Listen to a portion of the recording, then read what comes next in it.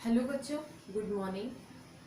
पिछली कक्षा में मैंने आपको वर्ण, वर्णमाला, फिर वर्ण के भेद, फिर उनके भेद जैसे स्वर व्यंजन के भेद को बड़े ही संक्षिप्त रूप में बताया था।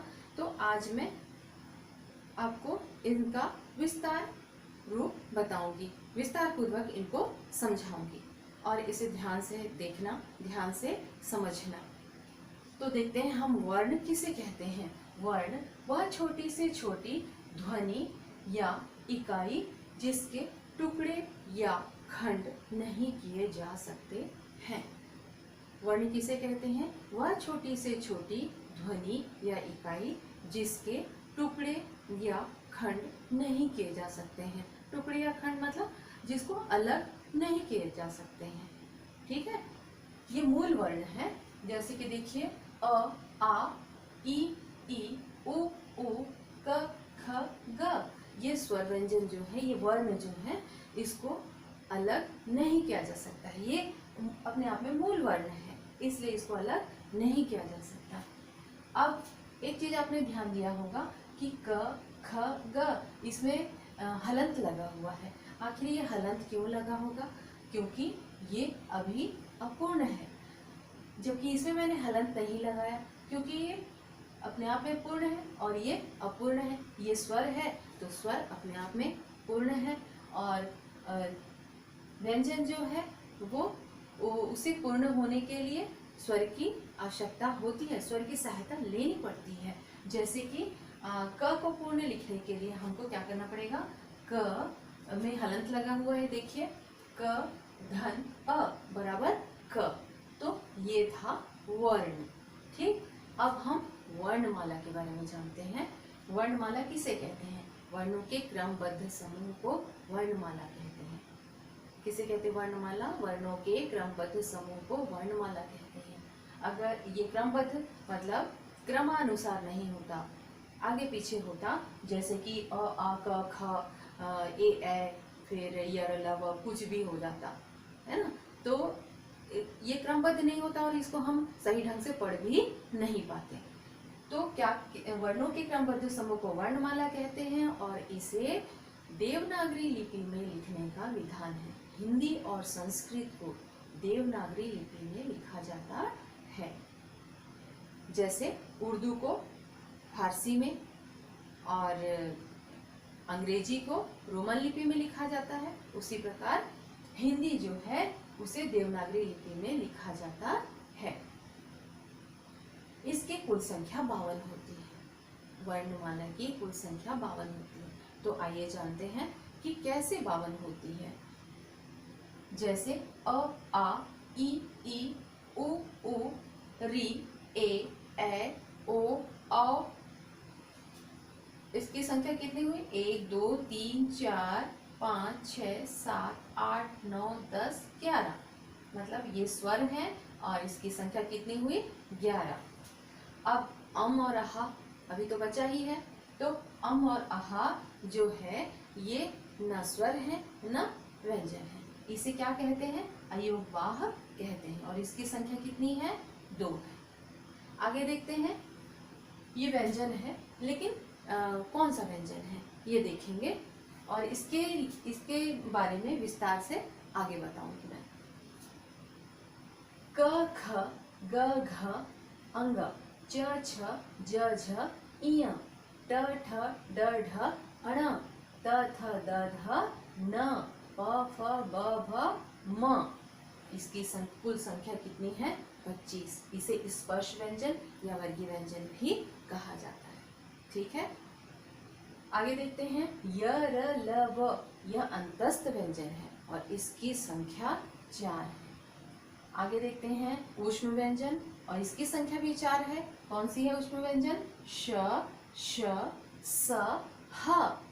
श, श, स, ह ये ऊष्म व्यंजन और इसकी संख्या 4 है। अब देखते हैं संयुक्त व्यंजन। संयुक्त व्यंजन छ, त्र, ज्ञ, श्र ये संयुक्त व्यंजन है और इसकी भी संख्या कितनी है? 4 है। अब देखते हैं ड़, अढ़। ड़, अढ़ इसे ध्यातव्य कहा जाता है और इसकी संख्या 2 है। इसका प्रयोग शब्द के प्रारंभ में नहीं होता कभी भी।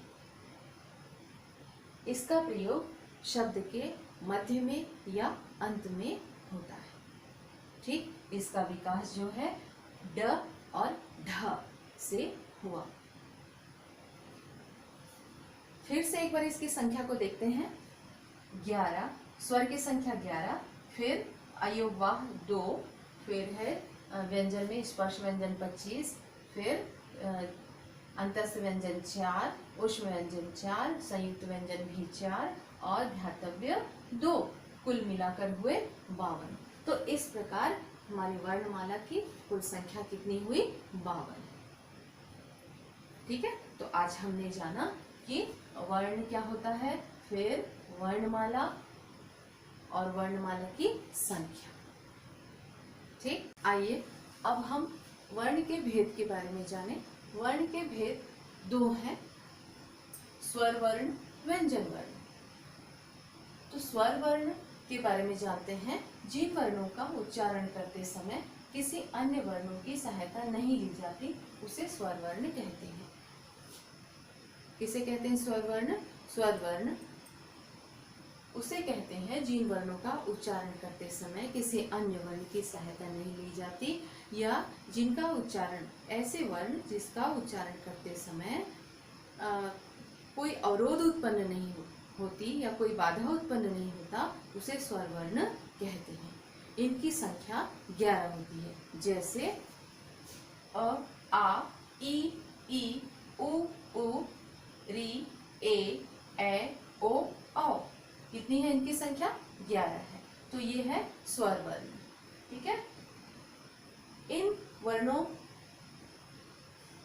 की सहायता व्यंजन वर्ण के उच्चारण में किया जाता है। यानी व्यंजन वर्ण का उच्चारण करते समय इन वर्णों की सहायता ली जाती है। अब देखते हैं स्वर वर्ण के भेद। हमने स्वर वर्ण के भेद देखा, स्वर वर्ण, व्यंजन वर्ण और स्वर वर्ण के बारे में भी जाना। अब स्वर वर्ण के भेद को देखते हैं। स्वर वर्ण के भेद: ह्रस्व स्वर, दीर्घ स्वर, प्लुत स्वर। ह्रस्व स्वर, ह्रस्व छोटा, दीर्घ स्वर बड़ा और प्लुत स्वर इससे भी अधिक मात्रा का समय लगता है, इससे भी अधिक समय लगता है इस स्वर के उच्चारण में। देखते हैं ह्रस्व स्वर किसे कहते हैं। ह्रस्व स्वर यह एक मात्रिक होते हैं, इसमें एक मात्रा का समय लगता है। इसके उच्चारण में एक मात्रा का समय लगने के साथ साथ इसे एक मात्रिक स्वर भी कहते हैं। ह्रस्व स्वर को एक मात्रिक स्वर भी कहते हैं और इसे उसके अलावा मूल स्वर भी कहा जाता है। जैसे अ, ई, उ, री, इसकी संख्या 4 होती है। कौन कौन सी है? ह्रस्व स्वर अ, ई, उ, री, ये 4 हैं ह्रस्व स्वर, इसकी संख्या 4 होती है। अब देखते हैं दीर्घ स्वर। दीर्घ स्वर, इसमें ह्रस्व स्वर की अपेक्षा दुगना समय लगता है, इसमें 2 मात्रा का समय लगता है। इसे द्विमात्रिक स्वर भी कहते हैं। जैसे आ, ई, उ, ए, ओ, औ, इसकी संख्या 7 होती है। इसमें 2 स्वरों का मेल होता है, जैसे अ धन अ बराबर आ, ई धन ई बराबर ई। ठीक है, तो ये है दीर्घ स्वर। अब देखते हैं प्लुत स्वर।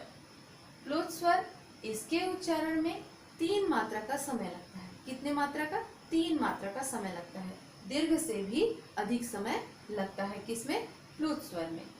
इसे प्लुत स्वर या त्रिमात्रिक स्वर भी कहते हैं। इसमें 3 अंक का प्रयोग किया जाता है। कैसे? जैसे ओम लिखते हैं तो इस तरह से, ये देखिए, इसमें तीन अंक का प्रयोग किया जाता है और इस स्वर का प्रयोग किसी को पुकारने के लिए, किसी संवाद या नाटक को बोलते समय, उसका प्रयोग करते समय इस स्वर का प्रयोग किया जाता है। ठीक है, जैसे कि हे राम, हे विष्णु, हे राजन आदि। तो ये था, अभी हमने क्या पढ़ा कि वर्ण के भेद में स्वर वर्ण व्यंजन वर्ण, फिर स्वर वर्ण के भेद में ह्रस्व स्वर, दीर्घ स्वर, प्लुत स्वर। अब ह्रस्व स्वर के बारे में जाना, फिर दीर्घ स्वर के बारे में जाना, प्लुत स्वर के बारे में जाना।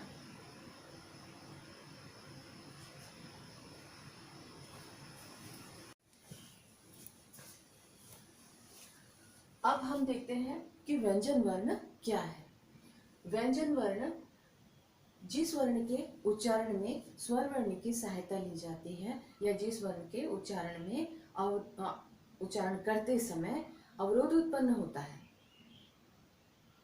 उसे स्वतंत्र रूप से उसका उच्चारण नहीं किया जा सकता, मतलब स्वर वर्ण की सहायता से ही उसका उच्चारण किया जा सकता है, उसे व्यंजन वर्ण कहते हैं। इसकी संख्या 33 होती है।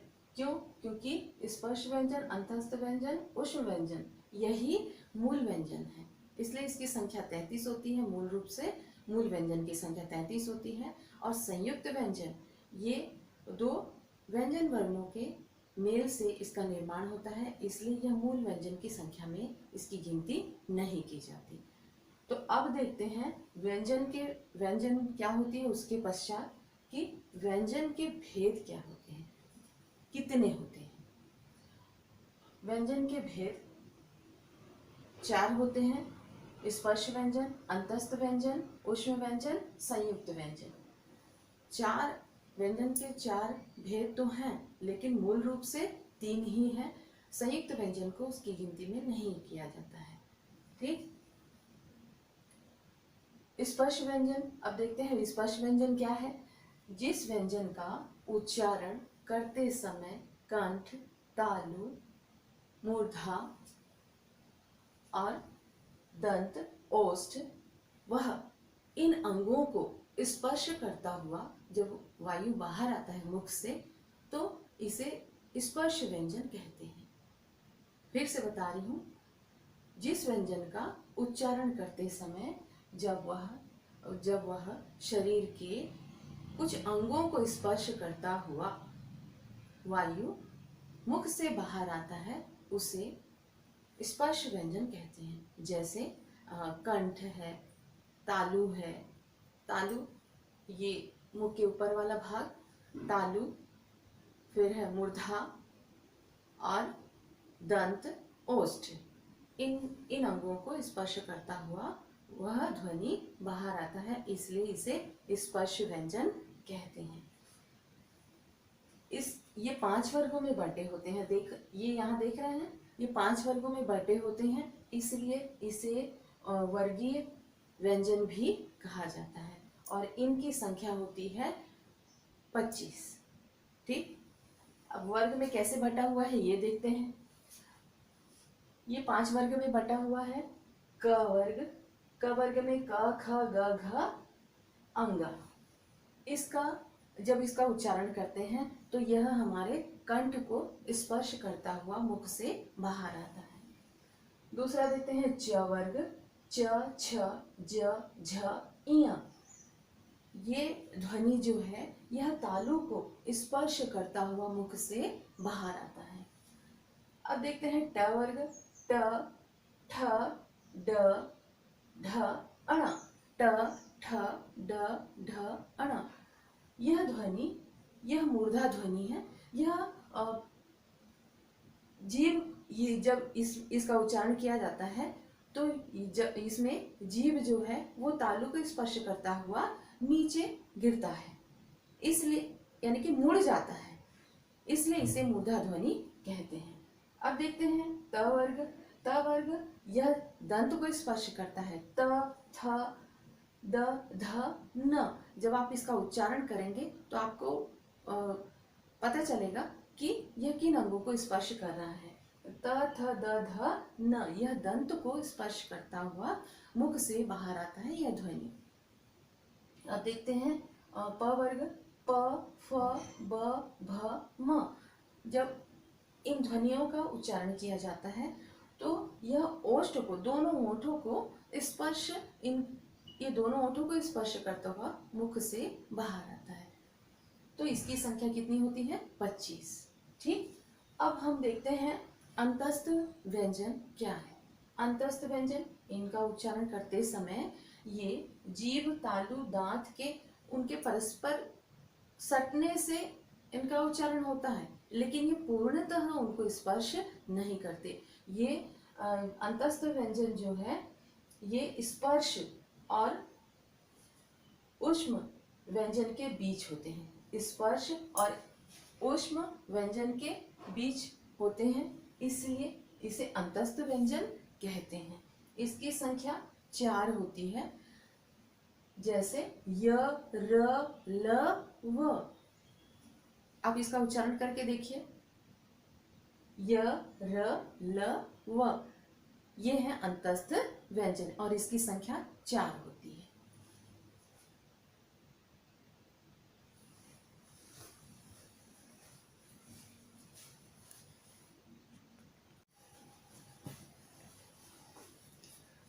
अब हम देखते हैं ऊष्म व्यंजन। इसके पहले हमने क्या देखा था? अंतस्थ व्यंजन। अब देखते हैं हम ऊष्म व्यंजन।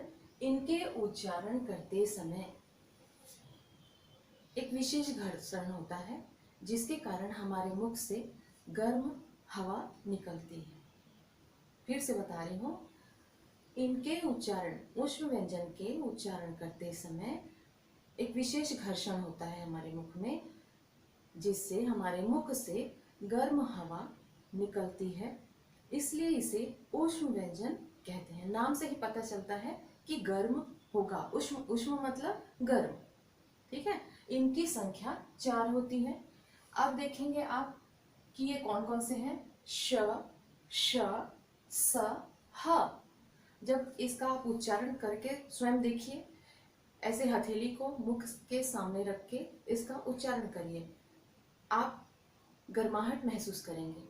ठीक है, श, श, स, ह, ये ऊष्म व्यंजन है। अब देखते हैं संयुक्त व्यंजन। संयुक्त व्यंजन को देखने से पहले मैंने आपको पहले ही बता चुका था कि स्पर्श व्यंजन, अंतस्थ व्यंजन और ऊष्म व्यंजन ये मूल व्यंजन है। संयुक्त व्यंजन ये मूल व्यंजन के अंतर्गत नहीं आता। ठीक है, क्योंकि ये दो भिन्न भिन्न व्यंजनों के मेल से इसकी रचना हुई है। इसका निर्माण जो है दो भिन्न भिन्न व्यंजनों के मेल से हुआ है, इसलिए इसे संयुक्त व्यंजन कहा जाता है। इसकी संख्या भी कितनी होती है? 4 होती है, लेकिन इसका वर्णमाला में गिनती जरूर आता है। ठीक, अब देखते हैं कौन कौन से संयुक्त व्यंजन है। छ, त्र, ज्ञ, श्र। छ, त्र, ज्ञ, श्र। देखते हैं इसका निर्माण कैसे हुआ है। मैंने इसमें हलंत नहीं लगाया है, ये देखिए, क्योंकि ये दो व्यंजनों के मेल से इसका निर्माण हुआ है। छ का निर्माण कैसे हुआ?